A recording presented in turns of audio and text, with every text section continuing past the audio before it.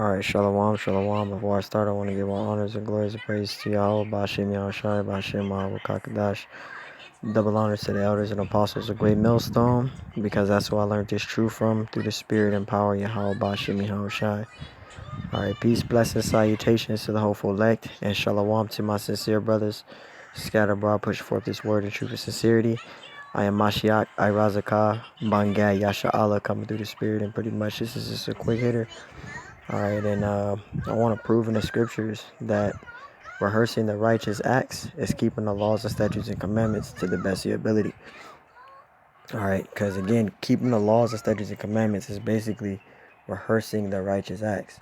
And the only way to be righteous is to keep the laws, statutes, and commandments.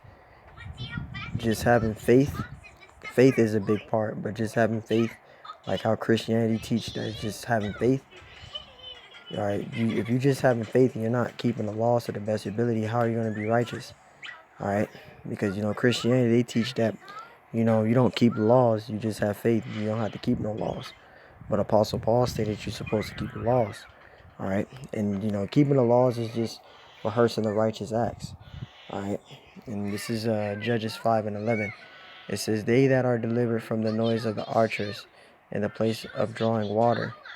It says, there shall they rehearse the righteous acts of the Lord.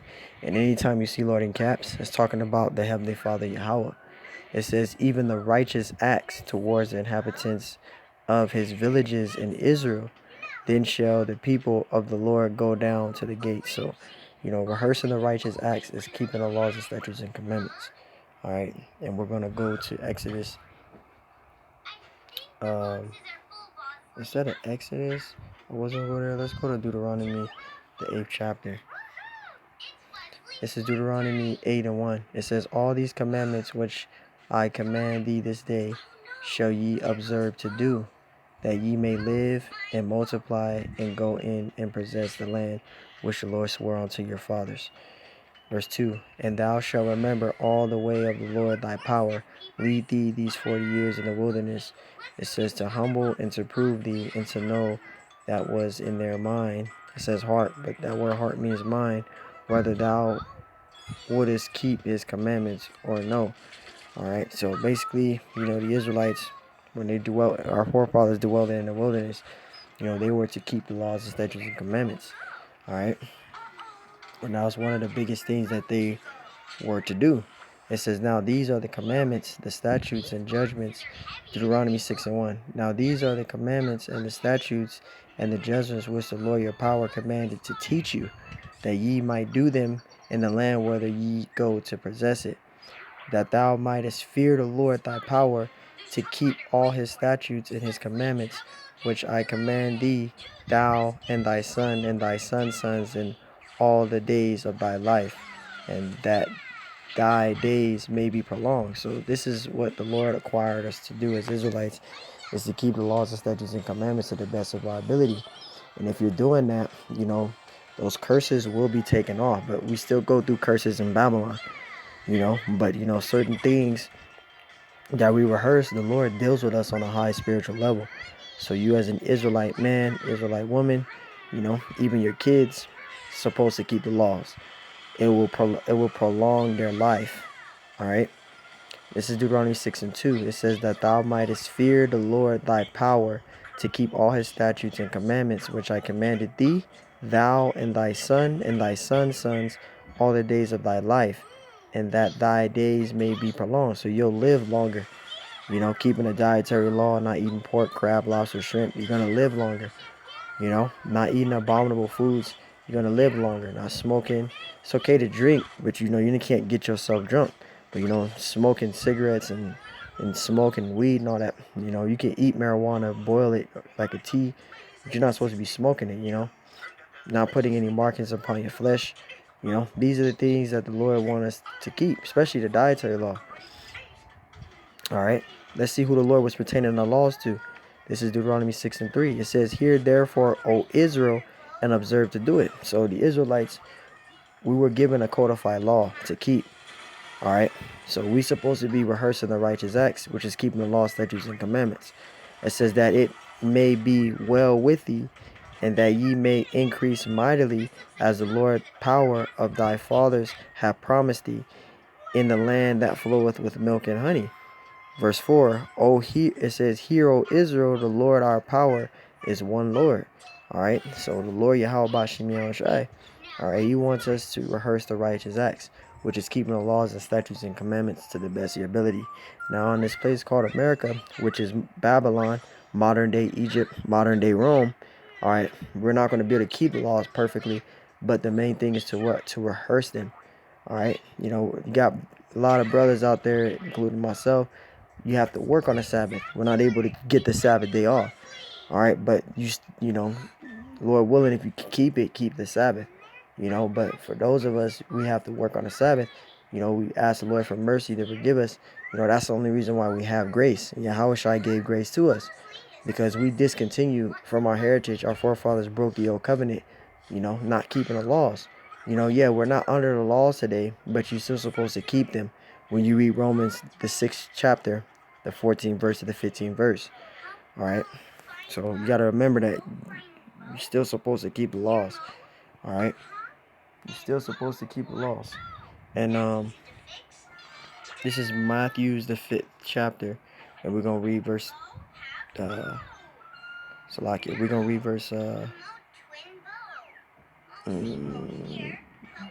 going to start at verse 17. This is Yahushua speaking, and this is what he said to the disciples.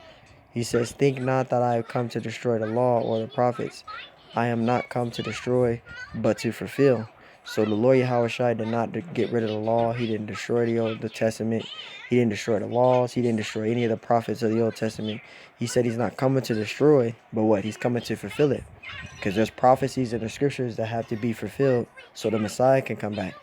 Everybody talks about the Messiah coming back, but he's not going to come back until the prophecies are fulfilled.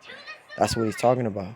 Verse 18, For verily I say unto you, till heaven and earth pass, one jot, one little, showing no wise pass from the law, till all be fulfilled. So, prophecies have to be fulfilled. And even when you read in the New Testament of Hebrews, the 10th chapter, also the 8th chapter, the Lord Yahushua, we're going to keep the commandments even in the kingdom of heaven. All right, the laws are going to be written in us, though. We're not going to have to rehearse the righteous acts. Ain't going to be no more teaching people how to keep the laws. The laws is going to be written in them. It's going to be written in their mind, in their spirit. All right, because the Lord is going to give us indestructible bodies, and we're going to be able to keep the laws perfectly. All right, in that time, Lord willing, if we're the elect. Verse 19, Whosoever therefore shall break one of the least commandments and shall teach men so. And who's doing that? You got these 501c3 charter pastors. They teaching people not to keep the laws. They teaching people do as thou wilt. Just have faith, and we just got grace. We don't need to keep the laws. But when you read in 1 John 5 and 2, I believe, or 5 and 3, the Lord tells us, that we supposed to keep the laws. All right, because the transgression, all right, transgression is basically meaning sin. All right, means to violate. So sin is transgression of the law. So if you committing sin, you're breaking the law, statutes, and commandments. All right, and if there's no sin, if there's no law, then what is sin then? All right, because if you sin, you're basically violating the laws, the statutes, and commandments. All right, so you teaching men not to keep the laws. All right, you teaching the Lord's flock not to keep the laws. Then basically you're going to be destroyed. All right, and you're not going to receive the kingdom. It says, He shall be called least in the kingdom of heaven.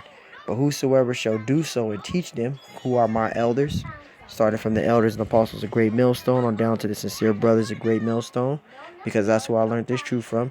All right, it says, the same shall be called great in the kingdom of heaven, because the prophets of the Lord, who are the elders and apostles, a great millstone, on down to the sincere brothers like myself, we understand that we supposed to keep the laws to the best of our ability. We know that that's rehearsing the righteous acts, man. All right, and this is Revelations 14:12. Revelations 14:12. Here's the patience of the saints. Who are the saints? The Israelites. It says, Here are they that keep the commandments of the Most High and the faith of Yahushua. All right, now that's what the saints are doing. All right, we have patience. We're waiting patiently on Yahweh Bashim Yahushua, and we're keeping the commandments of the Heavenly Father Yahweh, and we have the faith in the name of the only begotten Son. We have the faith in Yahushua. who the world ignorantly calls Jesus Christ, but his true name is Yahushua. So, you know, these are the things that we as Israelites are supposed to be doing. All right, having faith, all right, and keeping the laws, statutes, and commandments. All right. So, you know, with that, man, I'm going to end it there with that. I pray this video is edifying. I want to give all honors and glories, praise to Yahweh Bashim Al Shai, double honors to Yahweh's apostles, a great millstone. With that, shalom. I say shalom.